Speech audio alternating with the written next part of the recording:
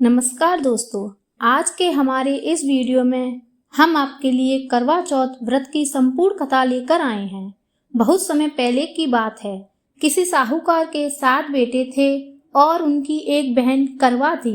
सभी सातों भाई अपनी बहन से बहुत प्यार करते थे, यहाँ तक कि पहले उसे खाना खिलाते फिर स्वयं खाना खाया करते थे।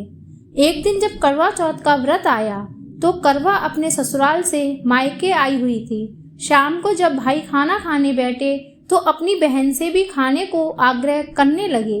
बहन ने बताया कि आज उसका करवा चौथ का निर्जला व्रत है और वह खाना चंद्रमा को अर्घ देकर ही खाएगी।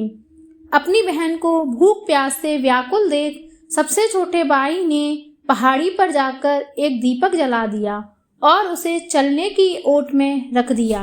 वापस आकर अपनी बहन से कहने लगा, बहन चांद निकल आया है, तुम अर्घ देकर खाना खा लो। करवा भागी भागी अपनी भाभियों के पास गई और कहने लगी, भाभी चलो चांद निकल गया, अर्घ देकर खाना खाते हैं। भाभियां सारी बात जानती थीं।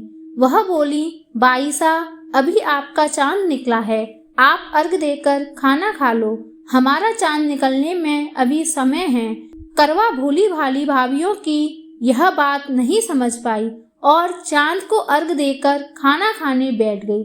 जैसे ही पहला निवाला तोड़ा तो उसे छींक आ गई, दूसरा निवाला तोड़ा तो उसमें बाल निकल आया और तीसरा निवाला तोड़ते ही उसके ससुराल से खबर आ गई कि जैसे भी हालत में हैं तुरंत अपने ससुराल पहुँचे। सेठानी करवा को विदा करने के लिए जैसे ही कपड़े निकालने लगी तो कभी उसके हाथ में काला कपड़ा आए तो कभी सफेद। यह देखकर सेठानी को बहुत चिंता हुई और वह करवा से बोली, बेटा रास्ते में जो भी मिले उनके सबके पैर छूती जाना, जो भी तुझे बौर सुहागन होने का आशीर्वाद दे तो वहीं अपने पल्ले में गांठ बांध लेना।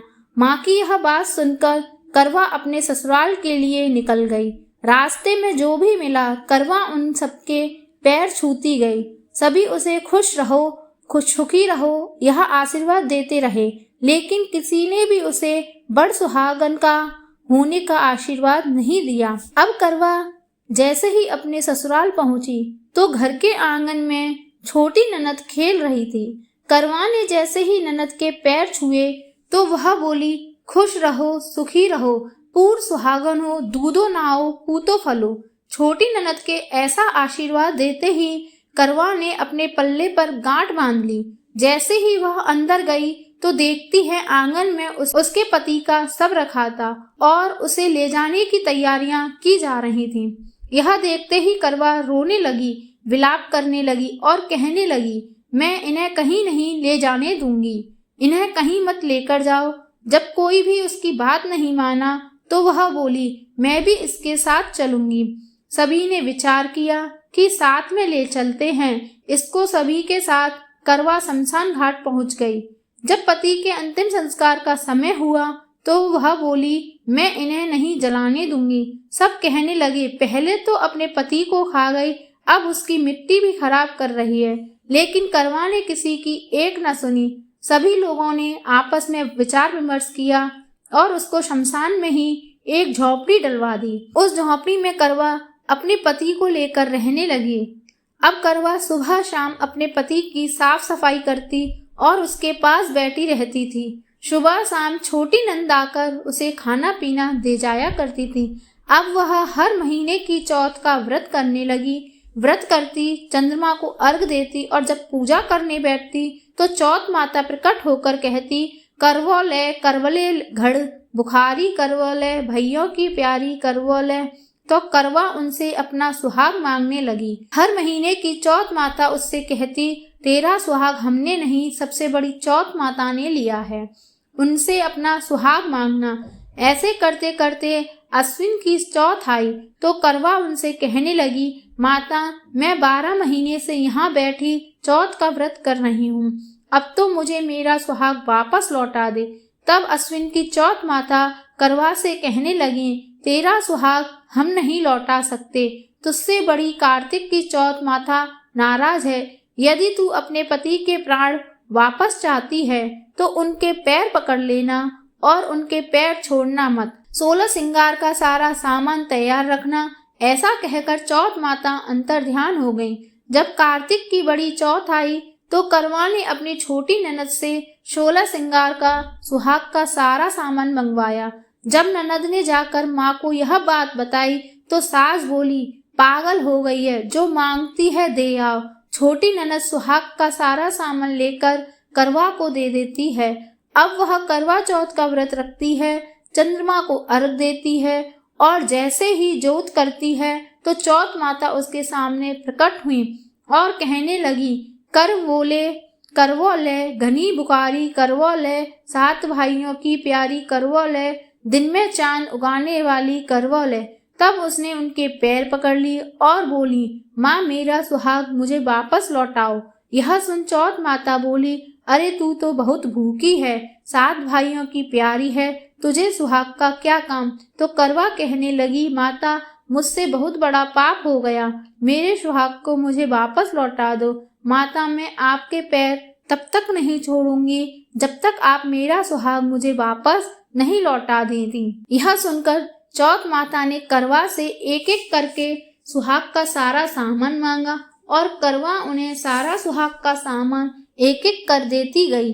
तब चौथ माता उससे कहने लगी, तुझे जरूर व्रत करने की सारी विधि सब बात कोई समझा के गया है।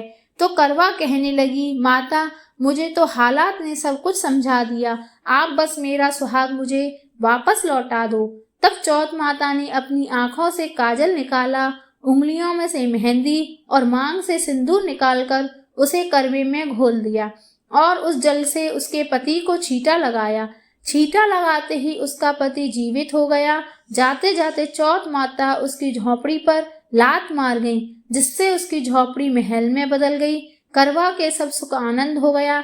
शाम को जब छोटी ननद भाभी के लिए खाना लेकर आई तो देखती है कि भाभी की झोपड़ी तो कहीं है ही नहीं, उसकी जगह एक बड़ा सा महल है। उधर करवा खिड़की में बैठी छोटी ननद के आने की प्रतीक्षा कर रही थी। छोटी ननद को आता देख करवा दौड़ी दौड़ी उसके पास गई और कहने लगी, देखो बाई साहब, आपका भाई जीवित हो गया, घर जाओ और माताजी से कहो कि गाजे बाजे के साथ हमें लेने आए। छोटी ननद दौड़ी दौड़ी माँ के पास गई और कहने लगी, माँ भाई जीवित हो गया। माँ कहने लगी, अब तक तो वह भाभी ही थी, अब तेरा भी उसके साथ साथ दिमाग खराब हो गया है। तब वह बोली, नहीं माँ, मैंने अपनी आंखों से देखा है, भाई जीवित हो गया है। यह सुन माँ और बेटी दोनों गाजे बाजे के साथ अपने बेटे और बहू के पास पहुँचे। बेटे को जीवित देख सास बहू के पैर छूने लगी और बहू सास के पैर छूने लगी और कहने लगी, माताजी देखो आपका बेटा जीवित हो गया। तो सास बोली, बहू मेरा बेटा नहीं, तेरा पति जीवित हो गया, मैंने तो साल भर पहले ही इसका अंतिम संस्कार कर दिया था, यह तो तेरे भाग्य से वापस आया है।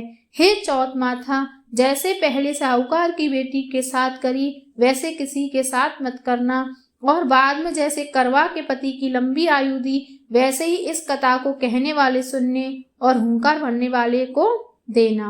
बोलो चौथ मैया की जय।